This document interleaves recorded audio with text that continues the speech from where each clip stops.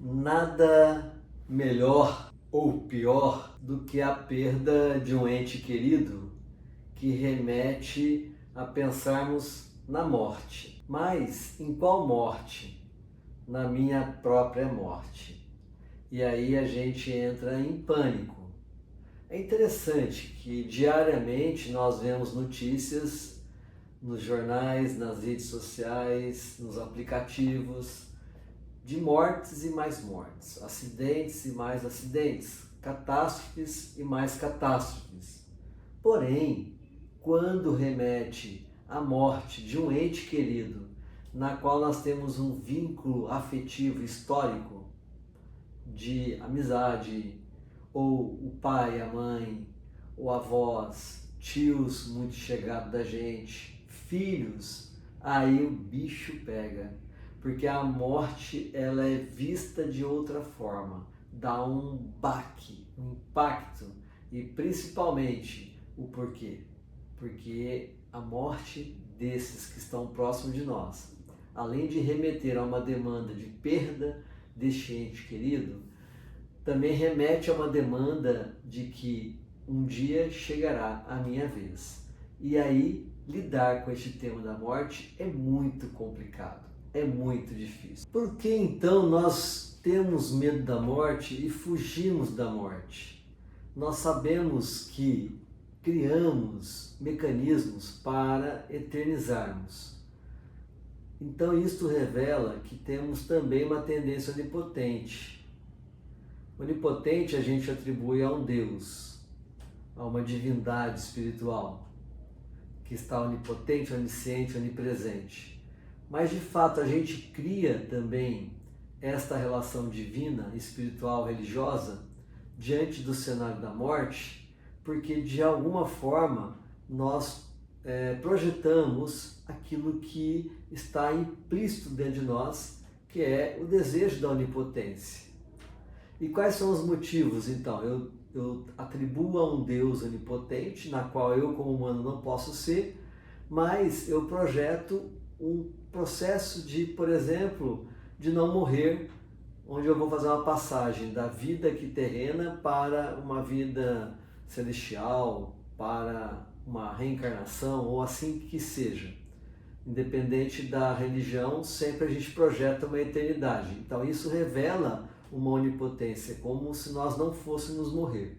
E os motivos? Porque a morte revela que tudo acaba. A vida é curta e brevíssima. E vamos para onde? E na onde nós imaginamos que vamos, dentro de uma dimensão religiosa, será que vamos chegar conforme a nossa prática, conforme as doutrinas que seguimos? Então, nesse sentido, o tema da morte nos apavora. Então, morte e morrer passa a ser um desafio. Mas para onde vamos ao morrer?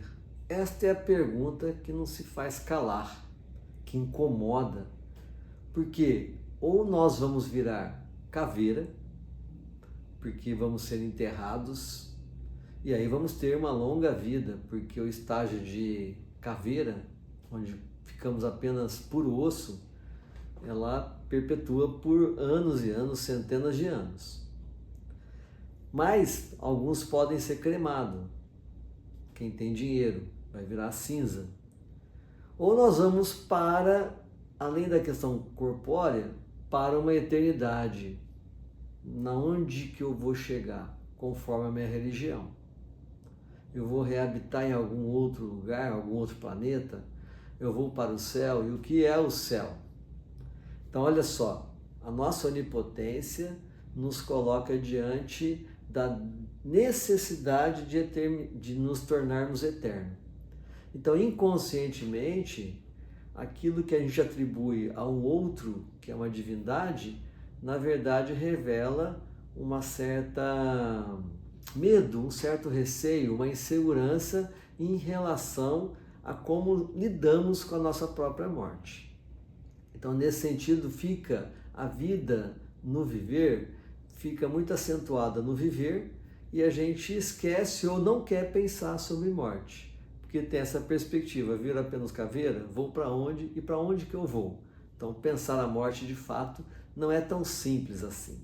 Então aqui nós entendemos o motivo pelo qual, quando um ente querido muito próximo de nós, com vínculo emocional dentro de uma longa história de convivência, vem a morrer, e principalmente pai e mãe ou filhos, nós passamos aquela fase inicial da perda, das organizações logísticas, principalmente se for parente próximo, onde a gente tem que enterrar a pessoa. Então a gente fala que dá aquele nozinho na garganta e vamos que vamos organizar a logística do velório, do enterro. Aí dá aquele desespero, aquela gritaria, muitas vezes as pessoas realmente até surtam, né? Tem uma crise emocional no ato ali de colocar aquele corpo para dentro do caixão. É um cenário complicado, tem pessoas que não gostam de ir em velórios ou enterros por causa disso. Mas aí, depois que passa esse período logístico do enterrar, depois que passa esse período do velar, daquela notícia abrupta da morte do outro, principalmente, pior ainda quando a morte é abrupta, né? Não era esperada por alguma doença, aí começa então a bater a saudade. Aí nessa saudade pode emergir uma angústia, aquele bolo assim que as pessoas narram, né? Que dá assim na garganta, no peito, aquela vontade de chorar, aquela vontade de gritar, mas que fica um buraco quando se pensa no ente querido que partiu depois, lá na frente, e pode aí sim instaurar uma depressão.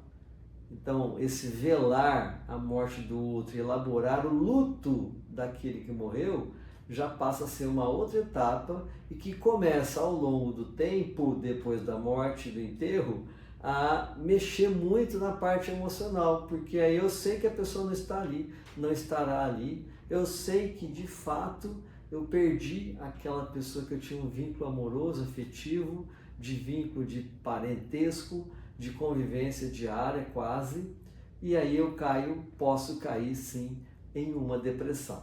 O que fazer então para elaborar este luto e esta saudade?